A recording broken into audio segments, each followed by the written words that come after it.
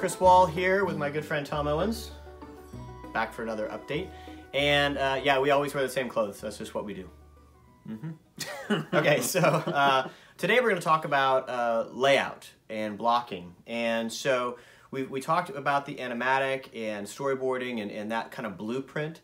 Then it gets handed over to the actual animators who are now going to take and put stuff in a 3D space. Now, in our show, only the characters and the props, anything the characters touch, is actually in CG, meaning it's an actual, kind of modeled something that you could see in the computer. Everything else in our show is painted, so it's just flat cards. So imagine this, like if Tom and I were sitting here, we would be 3D, right, full CG stuff, and then right behind us would be a painted card that would be this desk, the monitor, the wall, all on kind of one card, right? So it'd just be one plane of that sort of thing. So layout for our guys was a little different because it was a matter of dropping in a painted card, or in some cases, the storyboard. In the one behind us, you see with Nia in the kitchen, the kitchen image is behind her, and then she is CG, as well as the bowl and spoon that she's about to pick up. So layout is that first pass. So we're going to start to kind of get a sense of it. Talk to me about what you're looking for in layout after the storyboards are being working this way was a bit of a challenge, because if the room is actually modeled, and like this table, let's say this table represents that stove back there. If this table actually has dimension, it's got depth. You could turn the camera away from it, and those corners rotate. But this, it's just a painting. It's at one fixed perspective. Mm-hmm. So you can't move too far to the side, right, or else it breaks. Suddenly you realize, oh, that's got no dimension. Like, for example, there's no ground in this shot. Literally, like if you pull the camera back virtually in space, everything's just floating. There's a square painting floating, and then the virtual camera's sitting here, and then there's a character, and they're just hovering. In fact, the mom might even be too tall for the painting, so where the floor would logically be, we've actually pushed her down into that space. But then it doesn't matter, because when you put the camera on it and get it close enough to where all of the art encompasses your field of vision, there you go. So that's one of the portions of layout, right? So now layout is where it's kind of a come to Jesus moment for this. The storyboard artist has drawn something that has a certain perspective or a sense of scale, right? So one character with this character with that character. Well, now it has to get real, and that those actual characters are in the scene, and if they've drawn them in wrong sizing, suddenly we have to adjust, right? Mm-hmm. And find out how we're going to fit them in the shot. I think about like the kids crowded around the table.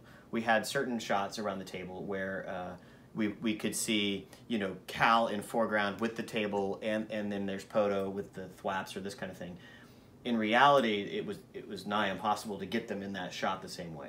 It's actually kind of fun. It's a big cheat, but you make it work just for the camera, and that's all that matters. So the rest of the layout is really about that kind of stuff, just getting the staging of everything. And so we'll move through in blocking and layout to kind of, if the character's going to start here in the frame, move, and land here, making sure that we've got that right. Now, they're not animating at this point. It's really just the stick figures, if you will. They're just kind of moving them plop, plop, plop through the scene, getting a sense of their basic posing, so we understand, is this going to work? Yeah.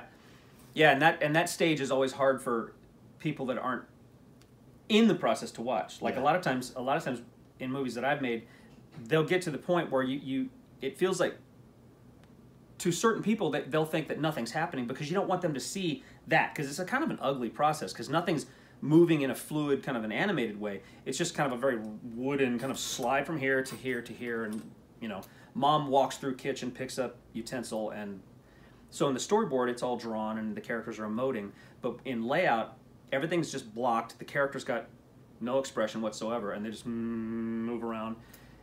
And so sometimes that's just internally. We look at that to kind of go, okay, the camera's working, but yeah, you don't show that to people that don't understand what they're looking at, because they'll be like, this is ugly. Yeah, and that was hard for Andrew. I mean, I think that this is Andrew's first time through this process, and true, the storyboards are very emotive, and there's a lot going on there. And then you kind of step back, and it loses a lot. And it's very hard to scale your emotional response to that, because what you might think is, holy smokes, that scene is not working. Mm-hmm. Right? Because it felt like it was working before, now it's dead, mm-hmm. and you kind of have to hang on.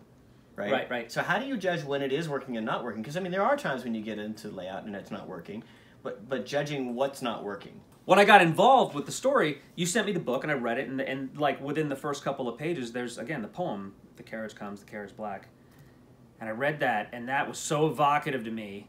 I think that was the first thing I said to you, that I'm boarding that. That's going to be the first thing we see, and I want that in this little short. No matter what this short becomes, how long it is, how much narrative we get to do, I wanted to see that, because that was hearkening back to like Chitty Chitty Bang Bang and the Child Catcher, and so for me, I had a real clear idea of what I was like. I want to see a guy walking out to get on the carriage and whip the horses and take off into the night, and have it just kind of be this very unsettling, dark thing with a bunch of kids' voices, you know, chanting that poem in this kind of monotone, creepy way, you know, and then get to the house and then go and see Janner hearing the carriage coming, wondering if it's coming for him, and then passing the house and going to somebody else's house off in the distance. So for something like that, I had a real clear idea. Now there are times when you'll get a scene and you have to, again, trust the process and know that we're going to figure it out, but you'll go into it and the boards are, maybe they're working, maybe they're not. If you have all the time in the world, you can keep doing it until they do work, but sometimes you're like, we got to get this just into production, get it in layout, look at it, and then along the way you'll have ideas. Oh, you know what we can do here? Cut this shot shorter, make this shot longer, make this shot a wider angle to show more, and it'll inform where you're going. You also, in layout, I think, get a stronger sense of geography, like where we are in the story. And so, I'm actually in that room now, that maybe the storyboards didn't evoke that the same way. This starts to give you a sense of, you know, I'm in this interior, now I'm outside, now I'm, you know, in this other place. And you get a sense of that progression too. And I think as a whole, as you start to see the whole thing come together, you also get a sense of the journey you're on. And, you know, if you feel like you've spent too much time in one place and actually want to get to the other, and all that kind of stuff. So then we go into animation. So on our next update, we'll talk about what it looks like to see that first pass of animation when the characters are alive and that sort of thing. So stay tuned. We'll get back to that soon.